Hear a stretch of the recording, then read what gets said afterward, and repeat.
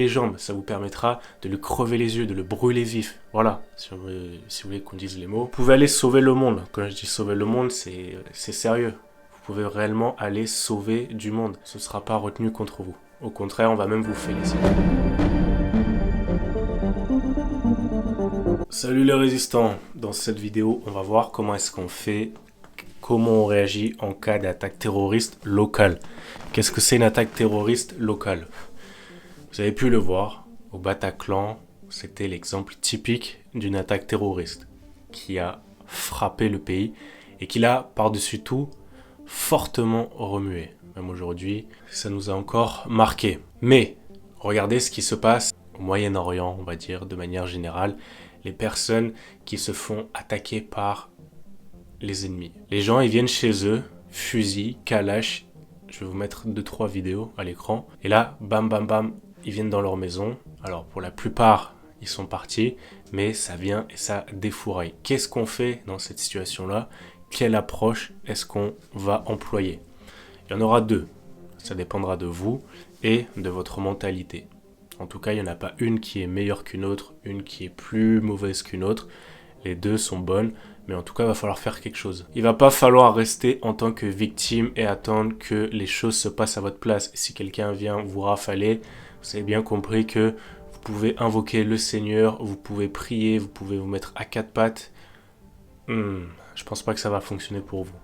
Donc, on va voir les deux approches à mettre en place. Il va falloir à tout prix éviter le génocide humain. Ça, c'est capital. Donc, qu'est-ce que ça veut dire? Légitime défense, ça passe à la trappe. Si jamais vous êtes armé, alors ça c'était pour les militaires, je ne sais pas si c'est pareil pour les civils, mais dans tous les cas, quand ça commence à parler de vie ou de mort, il y a un moment, la légitime défense, on s'en bat les couilles et on lui met ça dans le cul. Si jamais vous voyez que ça rafale dans tous les sens, que vous êtes armé et que vous pouvez servir à quelque chose, c'est pour ça que je vous ai dit, il y a deux approches. On va voir la première approche. La première approche, c'est d'aller aider ou d'aller à minima se sauver les personnes qui étaient potentiellement avec nous au concert ou quoi. Ça, si jamais vous avez de l'armement, si jamais vous avez votre petit couteau EDC, n'y allez pas. Par contre, si jamais vous avez de l'armement, si jamais vous avez quelque chose par terre que la calache n'est pas piégée, oui, attention à ça parce que ça arrive. Hein. Vous pouvez aller sauver le monde. Quand je dis sauver le monde, c'est sérieux. Vous pouvez réellement aller sauver du monde, limiter le génocide.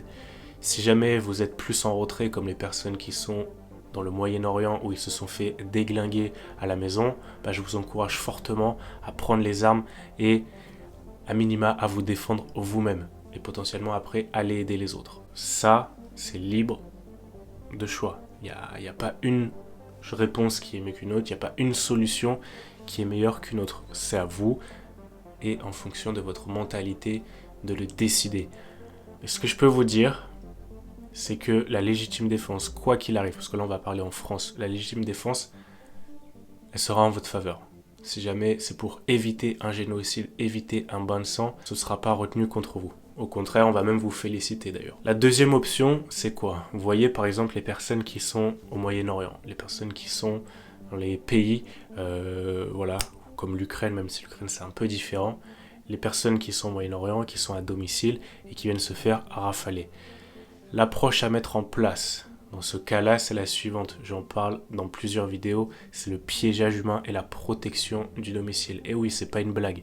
C'est pas une blague. Quand je vous dis ça en vidéo, il y a toujours des mecs qui entendent ce putain de message à chaque fois et qui sont là à se tourner les pouces et attendre que les choses se fassent à leur place. Et le jour où il va leur arriver une putain de merde, ces personnes, voilà, ils pourront chialer, elles pourront dire l'État ne m'a pas aidé, pour mettre un gilet jaune, aller dans la rue.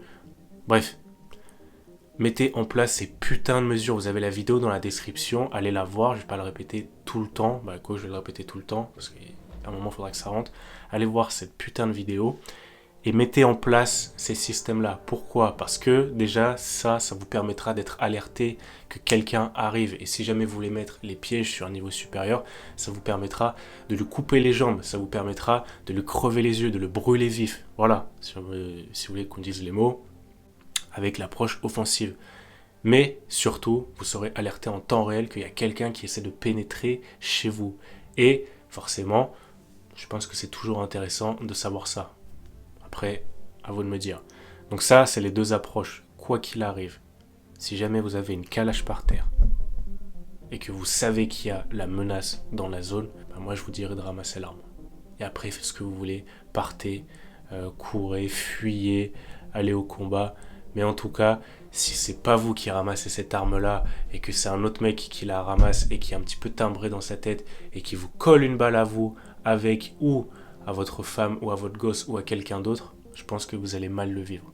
L'approche de piégeage, ça, quoi qu'il arrive, vous allez devoir la mettre en place. Si jamais vous avez vos gosses qui sont à la maison, vos enfants qui ne peuvent pas tirer ou qui n'ont pas de Kalachnikov, il va falloir qu'ils soient à la maison. Donc là, je parle plus dans un environnement type reculé de la ville et un petit peu plus en banlieue où il y a les maisons. Là, vos enfants, il y a un moment, il va bien falloir les mettre en sécurité. Ou que ce soit votre chien, votre poisson rouge, votre femme, votre chat, peu importe, votre potager, vos ressources, il y a un moment, il va falloir protéger tout ça. Donc, le piégeage, c'est obligatoire. Il n'y a pas à réfléchir, est-ce que c'est du luxe, est-ce que ça va me servir? Non, c'est obligatoire. Vous devez le mettre en place dès maintenant, que ce soit en temps de paix ou en temps de guerre. Parce que sinon, soit vous allez vous faire cambrioler, homejacker, séquestrer, potentiellement, vous allez crever. On le voit, j'ai pas besoin de vous le rappeler.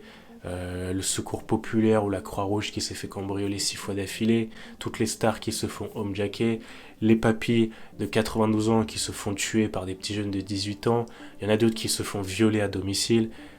Bon, est-ce que j'ai besoin réellement à chaque fois de rappeler ça dans toutes les vidéos? Je pense pas. Bref, vous avez deux approches. La première approche, c'est de faire le héros, Zoro, ou à minima de sauver votre cul et de prendre les armes s'il y a besoin. La deuxième approche, c'est de vous confiner. Vous allez confiner chez vous, vous allez mettre en place les systèmes de pièges qui ont été, je rappelle, mis en place avant. On ne fait pas ça le jour où tout part en couille, c'est une préparation.